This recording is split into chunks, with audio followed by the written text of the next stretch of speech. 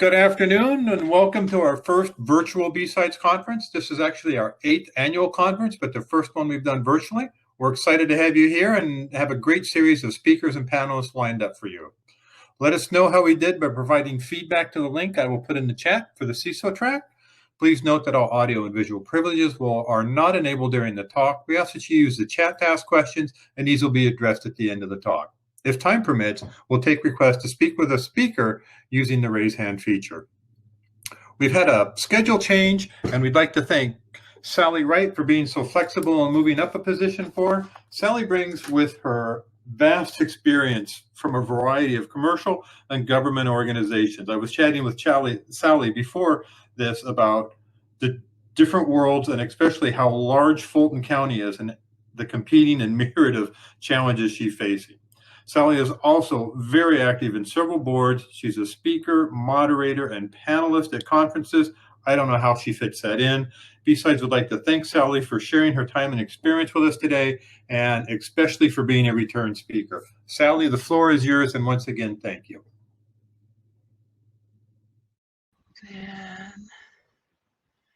Okay, share.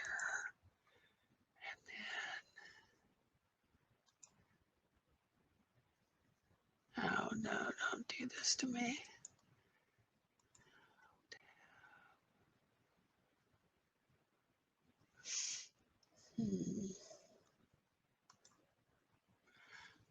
Can you see my slides? Not yet. Okay. It was doing this before. How about now? Can you see my slides?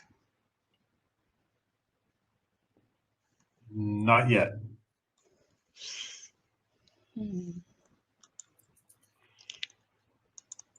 How about now?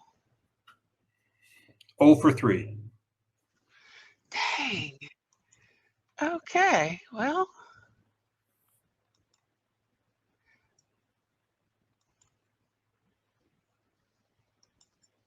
Now? Not yet. Okay. I'm not sure what to do. The first time we practiced, it didn't work, and then we did it again, and it worked. Hi, this is Jillian from V-Summits. Hi, Sallie. Hi. Are you clicking your share button in the toolbar here on the bottom part? So, yes. So share. Uh-huh.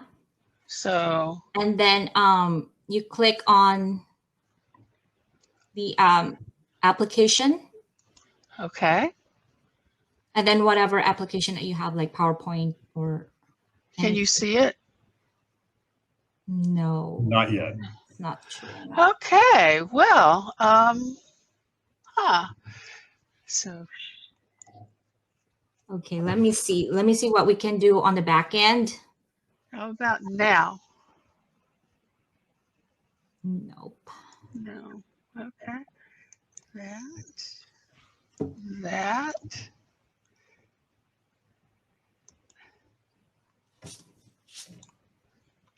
Okay, this can't be rocket science. Why can't I make this work? So entire screen, share this. How about now? Yeah, I think it's working now. Okay. Much closer. Excellent. We good? Awesome. Thank you. Sorry. Okay. Good afternoon. My name is Sallie Wright, and today I'm going to share with you information about the evolving role of the CISO and the security organization. I'm very pleased to be here today. I was talking earlier with the folks about how I was there last year and how much I would really rather be there to see you in person. Sallie, sorry to interrupt, but yes? We see your browser, but we can't see the presentation. Okay.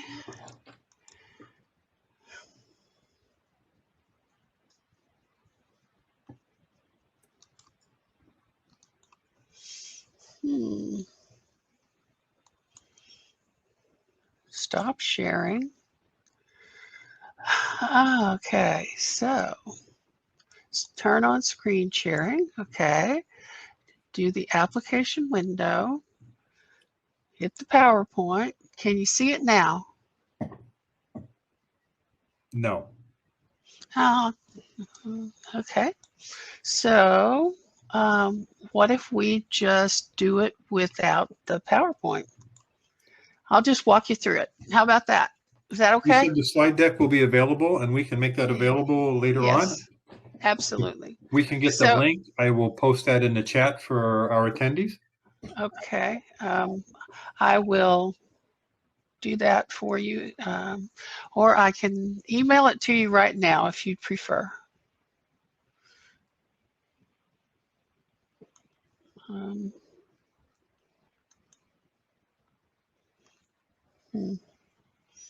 okay. I'm just going to talk. It'll be easier that way. I'll send you the slide deck, though. The role of the CISO is evolving. So is the security organization. I am really fortunate to spend a lot of time with CISOs from Fortune 100s on a pretty regular basis. I sit in on meetings that they have, and I get to hear what they're saying and what they're thinking and what they're working on and what they're planning for the future. Also, I get to understand what they're thinking they're going to be doing with or are currently doing with their security teams. 21% of CISOs today report to the CEO. 51% report to the CIO, and the others report somewhere else. The ones that are reporting to the CEOs have become the peer of the CIO. And when they became the peer of the CIO, it caused a lot of friction between the CIO and the CISO.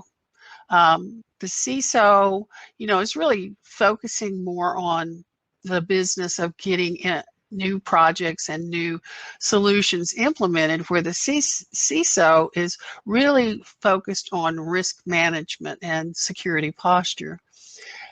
The statistic says that if you have a CIO with a CISO reporting to them, they suffer 14% more downtime than if they're reporting somewhere else. If you have the CISO reporting to the CEO, the statistics are that they reduce financial loss by 46%. Now, as was said earlier in the last presentation, the CISO doesn't own the risk, and the CISO doesn't determine the risk appetite either that the company is willing to deal with. That's done by the board and all the other C-suite members. When CISOs are working, like the guy before me said, the CISO job is a really super hard job. And CISOs, at least from the Fortune 100 companies, seem to feel like they're a more technical fit, that they're more technically savvy than CIOs. And in some cases, I would definitely agree with that, because for some reason, CIOs seem to be selected from anywhere in the company. When you think about 83% of the company is managed by computer systems and solutions, IT really is the business. So they think that a business person might be better. Personally, I came up through the IT ranks and was a programmer before I became a CIO, and then I became a CISO at some point and built security organizations, and then I became a CIO again. But I think whether you're a CIO or a CISO, you still have to know the business. Security is not a technology problem. Security is a business problem. Skills are changing for IT people as well as CISOs. In the current role I'm in, I provide support to CISOs and CIOs across the nation. And I had one CISO who was getting ready to present to the board, and he showed me his board deck. And I was like, you can't present this. This is terrible. You cannot present this. It was very detailed, full of a lot of acronyms, and it's like, you need to redo this. It needs to be at the 5th grade level. You need to be able to stand up and show them this and them not have any questions, because when they start asking you questions, you're in trouble. So it needs to be at the 5th grade level. He changed his deck. He went in, he presented, and he got promoted. So I was really proud of him. But the CISO skills, they have new responsibilities. They're viewed as a business leader. They're the evangelist for the program of security, and they are also the organization's risk leader. It becomes very important for them to have the technical understanding of the applications and how, from an enterprise level, everything looks, and be able to see the big picture. But at the same time, they have to understand how the systems operate the company and what the major risks are. Some of the new skills that are needed by a CISO, first, the communication skills. Those soft skills are absolutely imperative.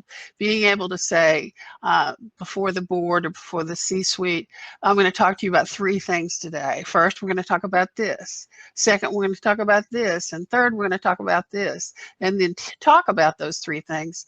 And then wrap it up with, today I shared with you this, and it's going to impact us this way, and it's going to save this kind of money, and so forth. So those communication skills and those soft skills are incredibly important. And if you want to be a CISO, or you are a CISO, if you really want to grow and you want to be promoted up the ladder, hone in on those communication skills. Your business acumen is extraordinarily important too. You need to know, and I always have felt this, that you need to know the business you work in. And I've made decisions about where to go to work based on what kind of organization it was. At one point in my career, I had 2 offers to be CIO and VP for the world's largest conglomeration of nursing homes, or to be the VP and CIO for the world's largest importer and distributor of fresh cut flowers. Well, I have to tell you, I don't want to know anything about nursing homes. I think that's depressing. But flowers, okay. So, I'm sure you could guess I chose the floral industry. I think the other new skills you need are the cyber risk management skills and understanding how bad the risks really are.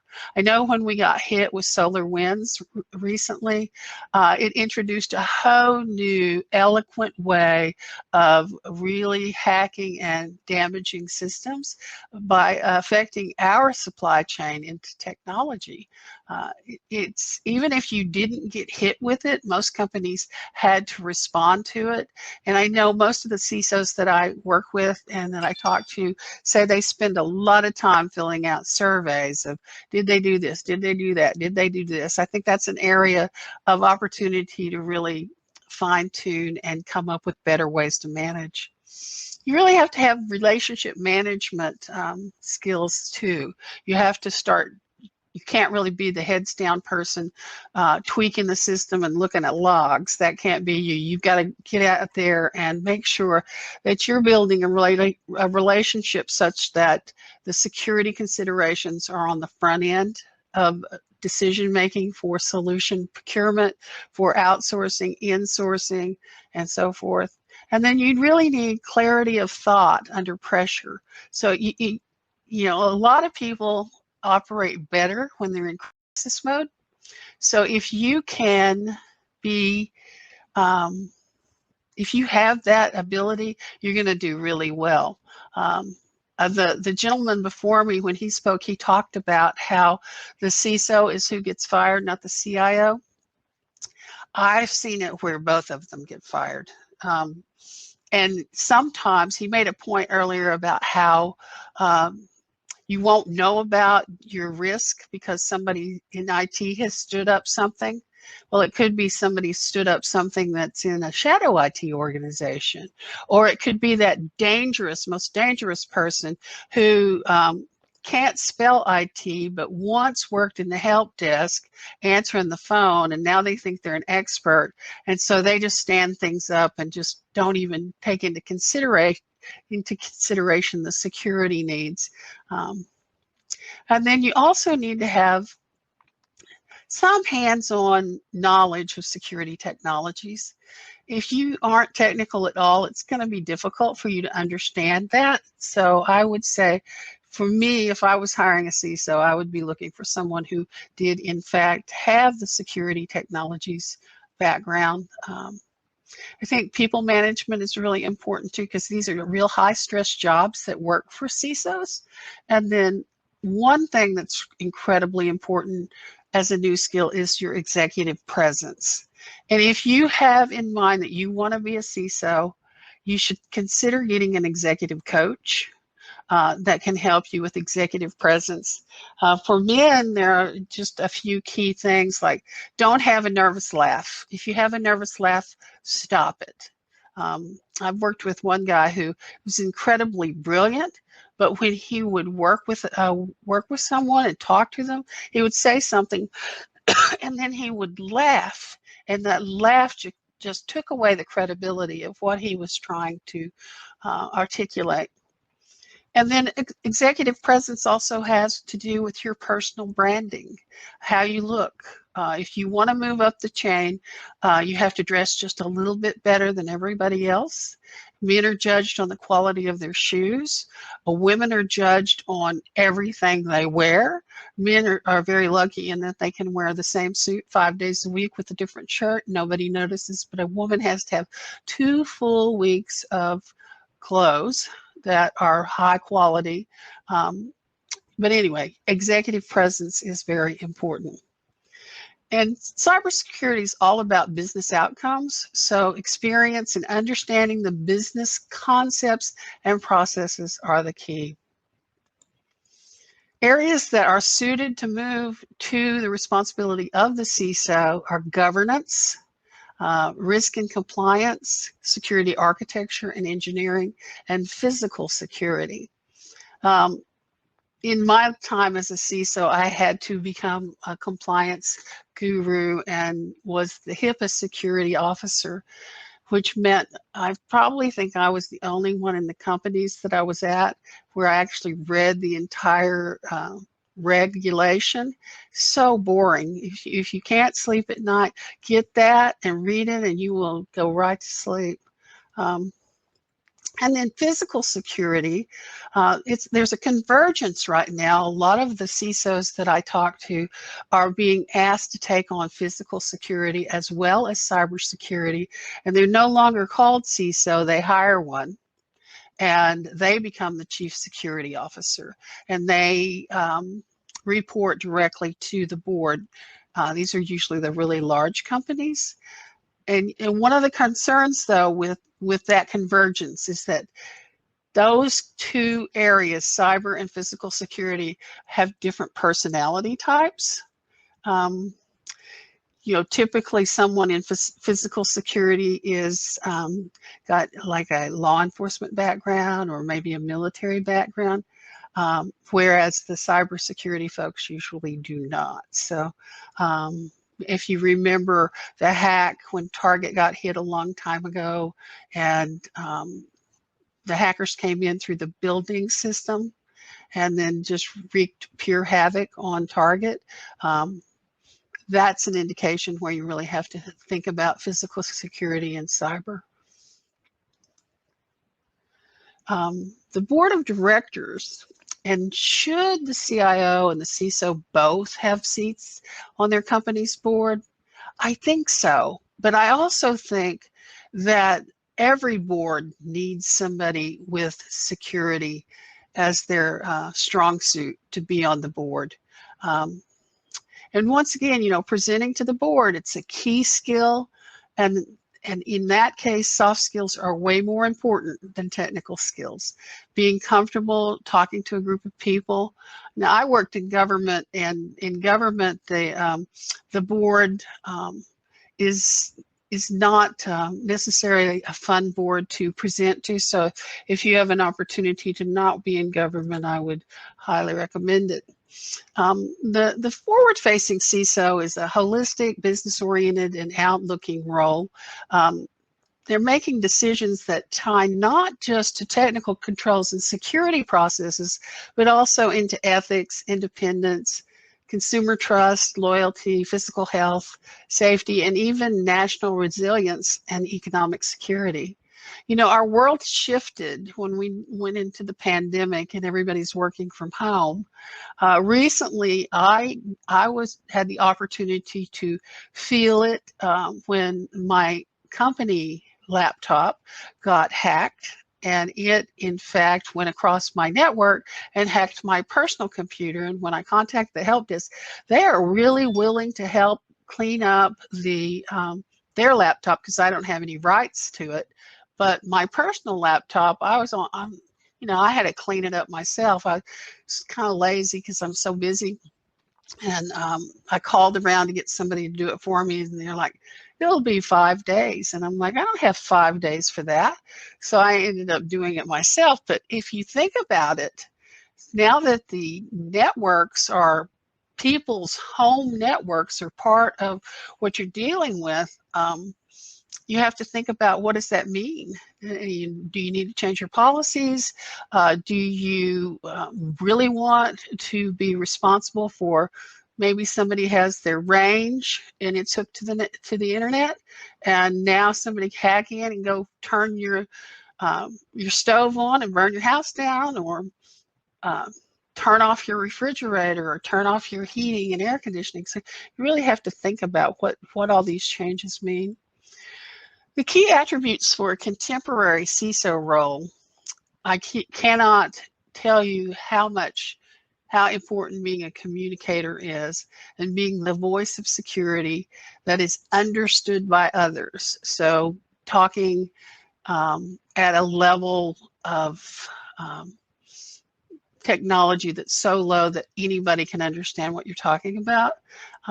You're the overseer that enforces and controls policy, and that evolves with business. You have to be technically competent. You have to be good at crisis management and handling crisis. You have to be good at financial acumen and know-how, and how to show the value of the money that's being invested in security. You have to be a good relationship builder.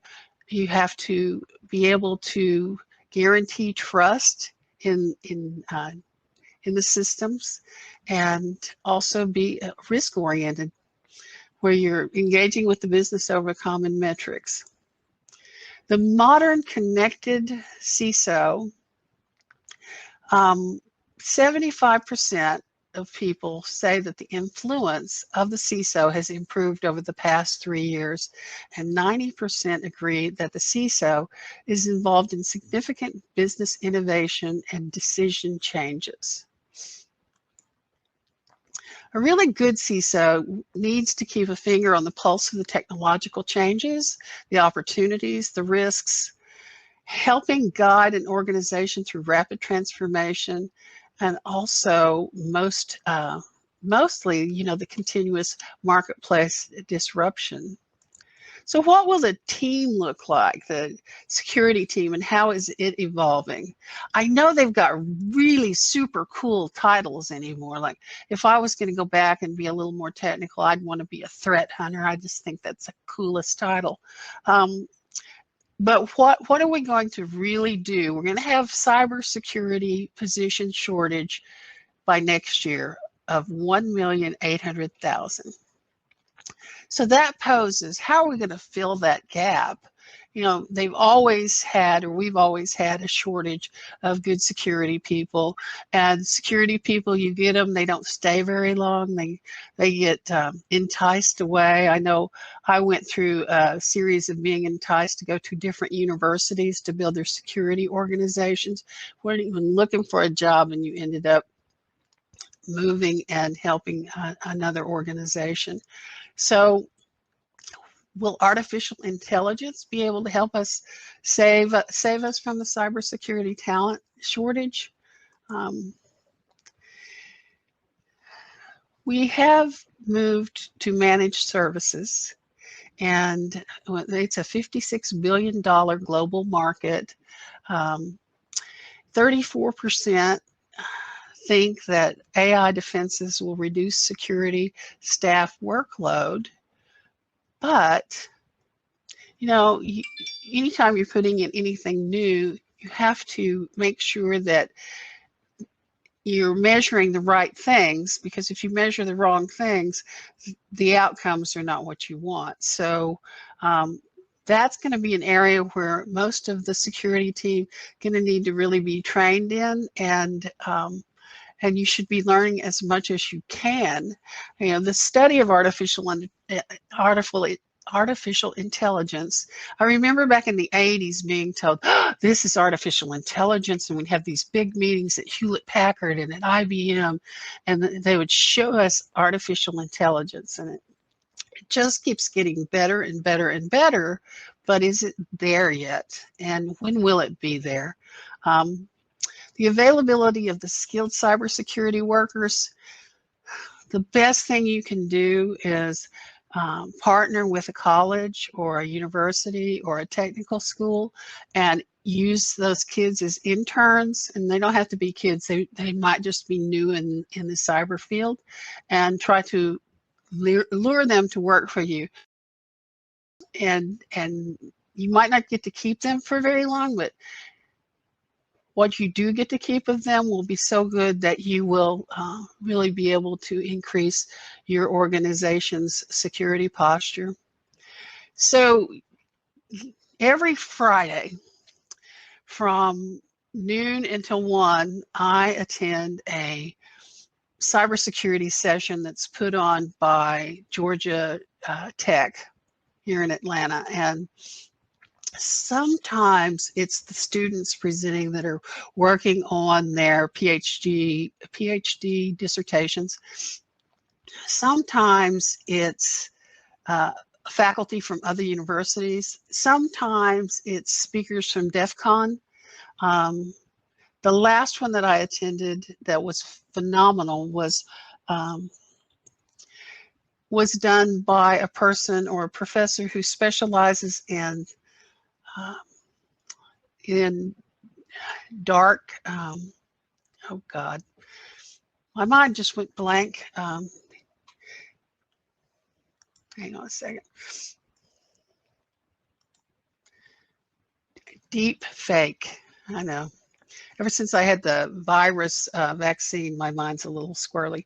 But he specialized in deepfake, and he was showing the algorithms of how they calculate whether it's really you or not. Very, very interesting information.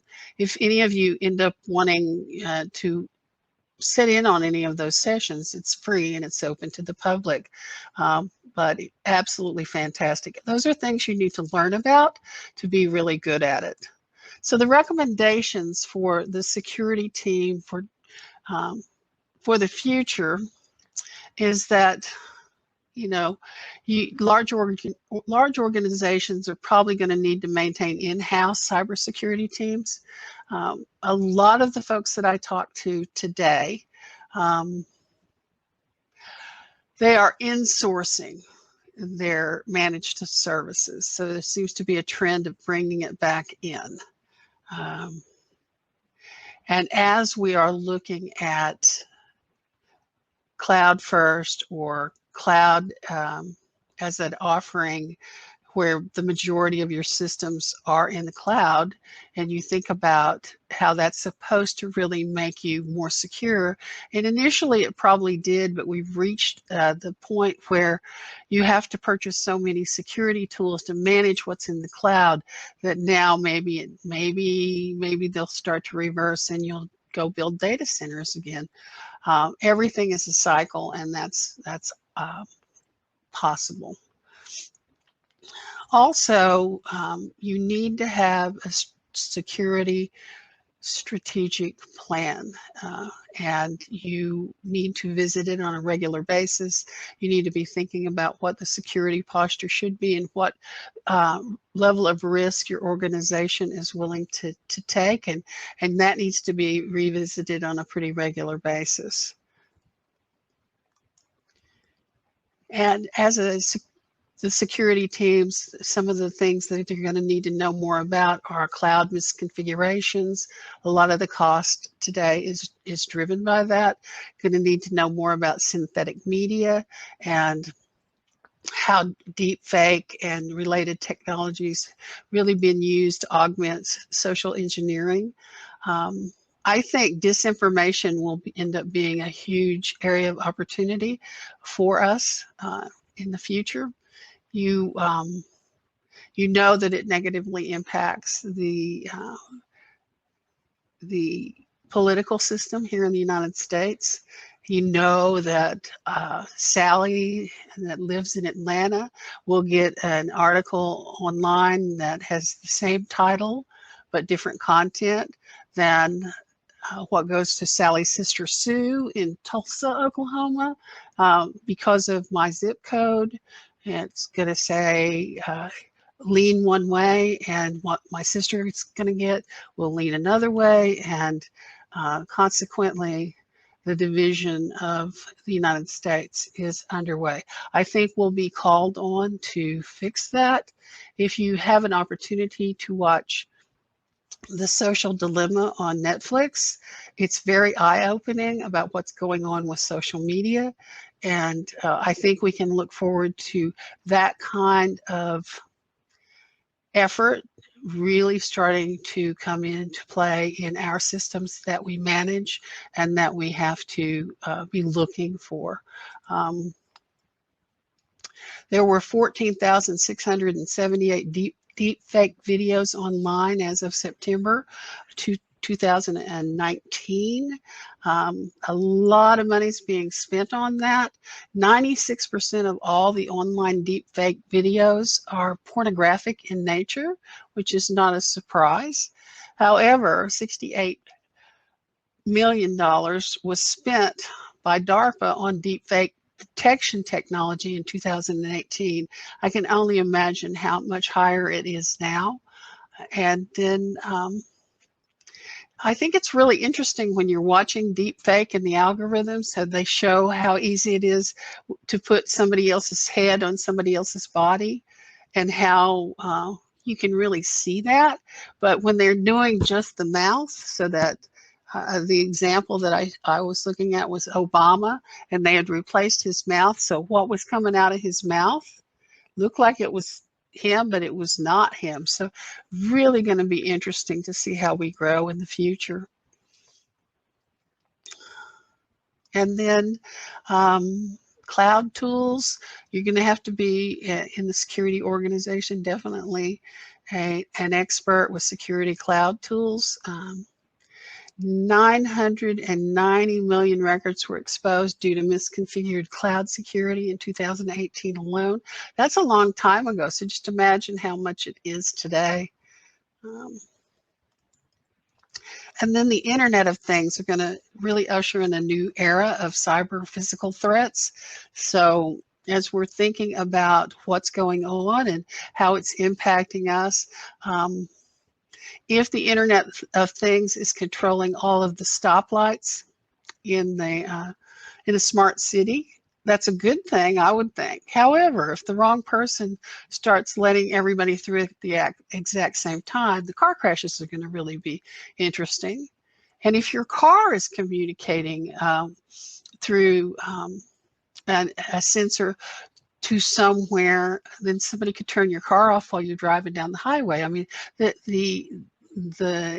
the interesting things that are going to happen and that we'll have to take care of as security professionals is just going to grow and grow and grow and grow. So we can look forward to that. And then the regulations are also causing lots and lots of issues for security folks, and will continue to do so. If you think that you are secure because you have met compliance, regulatory and commercial compliance, you probably need to think again. but it can be where we're hampering the systems to the point that nobody can work. So I think that's an area that we will continue to work on. The GDPR and how it protects privacy in other countries is something that I think we will end up with sooner than later.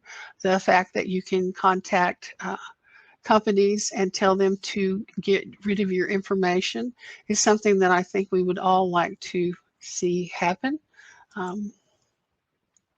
So basically what I shared with you today is how the CISO job's going to change, and how the team with the CISO is going to change. We'll no longer be doing operational security things, but you'll be working on risk and governance and being the evangelist of the challenges that we face today. You have to think which ones will last into the future and which ones will only be part of the transition to the future. And it was a pleasure talking to you today. I will get you the slide deck. The slide deck has the references for all of the documents that I reviewed to prepare this information. And I will also share with you the 2020 security trends, 2025 security trends that the company that I work with just put out. It's really, really well done. So with that, I'll hand it back. Sallie, thank you so much. You always present just a wealth of information, and it's kind of tough to know where to start. But we got a couple of questions. One of them is, okay. What was your journey to become a CISO? So I was working for USA Floral Products in Tampa, and they went out of business. And when they went out of business, I decided to move back to my home state, single mother with small children, and I had sisters there who said they would help me. So I went to work at Oklahoma State University, and the only opening that the CIO had was for the CISO. And he said, I'm going to make you deputy because you're going to succeed me as the CIO, but I've got this, I need this practice built out. So I built that out, and that's how I ended up in the security field. And the first thing I did was go to SANS training. And back then they had a boot camp where all day long they flipped PowerPoint slides. And then at night you got to hack. It was so great. Everybody brought laptops and hacked each other. Loved it. I fell in love with security. So that's when your passion bloomed for security then. Yes. So there's a question of, how different was your experience from the private sector versus government? Okay, so the private sector, when you need to do something, you say, we're going to need to do this. We're going to do it by this date. You guys, this is what we're doing. Okay. In the government sector, you say, perhaps you would consider. And then you tell them what you need them to do so that it becomes their idea. It's not your idea, it's their idea, and then they'll do it. How fast was change between the private sector and the government sector? How quickly could you get things done in either environment? So in the private sector, if I said I was going to do an IT reorg of the entire IT organization, I could plan it in and implement it within maybe 3 months. In the government sector, you could plan it and you could implement it in a couple of years. With them fighting all the way because they didn't want to do what was, no, a lot of folks in government go in with the attitude that this is going to be a great gig. I'm going to work here till it's time to retire and I'm done. And when I first went to work for that organization, I did an analysis of service hours or number of service years and training, and the average length of service was 13 years, and the last time they'd had training was 13 years. So it's just different. Thank you. Great, really great people, though. I mean, it's just that's the more of the mindset. That's the culture and the mindset. Thank you for your insight into that. So I scribbled down a series of tidbits of notes. I'm just going to pick a couple out of it. As the CISO moves up and obviously becomes C-level, you talked about executive presence and executive coaching, branding. Mm-hmm. People are mostly at a security conference are here for the technical aspect. We love the technology. We have a passion for it. So can you explain why? Why would we want an executive presence? What's so big about these soft skills? That's how you're going to be able to be promoted and get moved up. If you want to be promoted.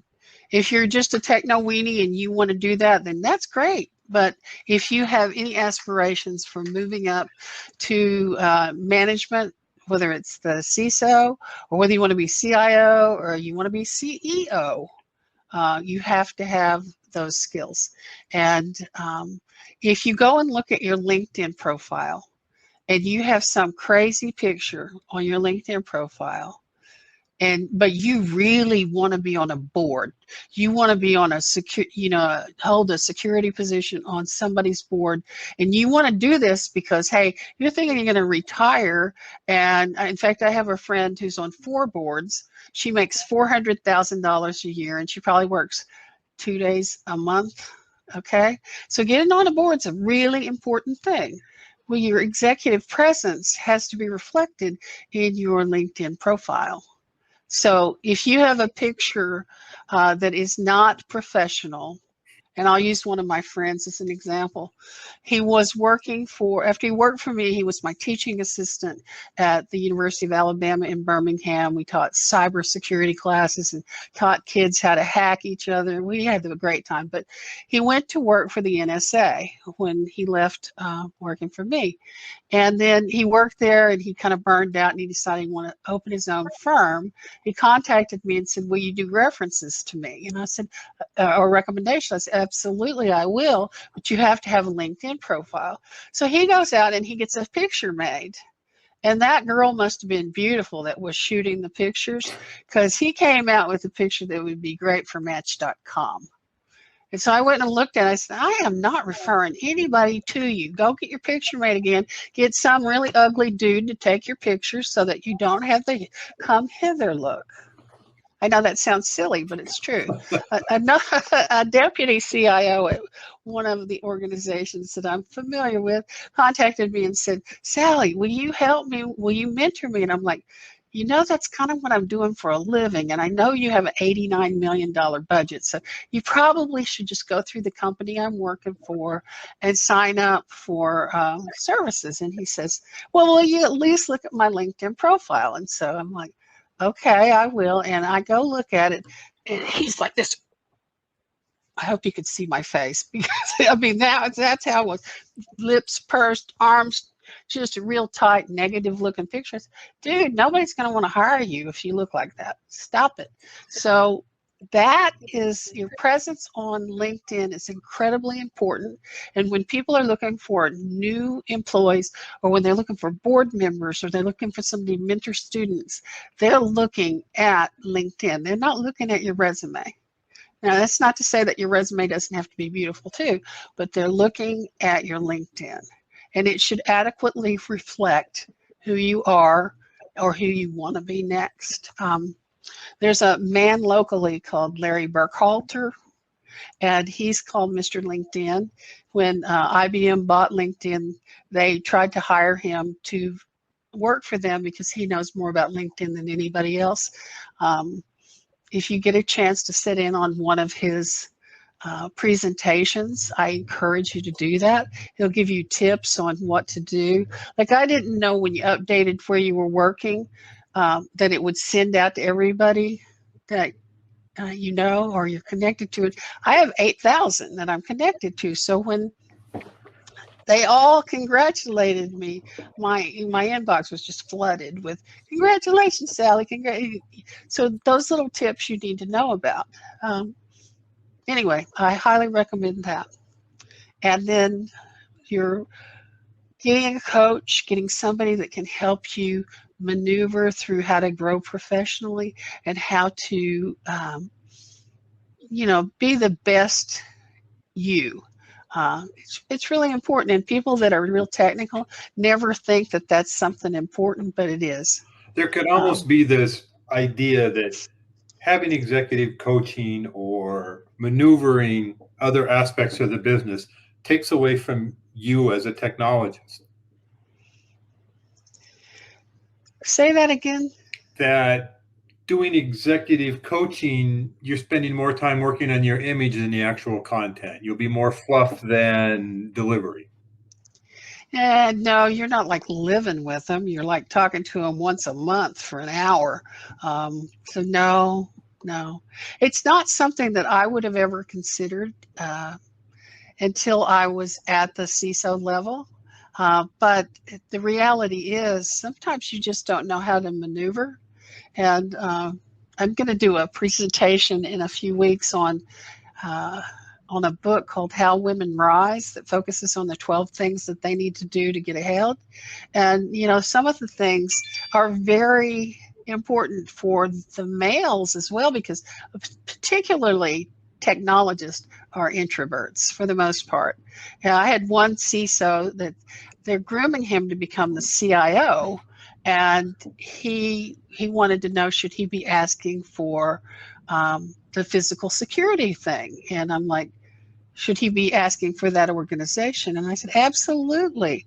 He's like, yeah, well, I don't know. Well, if you don't ask, they don't know you want it, and they'll give it to somebody else because you did not ask for it. So these are just things to help make life easier for you, to help you become the best you. Did that answer your question? Yes. Sallie, thank you so much for your time, and we apologize for any technical difficulties. As soon as the slide deck is available, we'll share it out. And Okay. you have me thinking I need to change my avatar. Yes, you do. Oh, sorry. But for something like this, it's fun. But for your LinkedIn profile, you want something really that would attract people who want to pay you money to be on their boards. Thank you for your advice, and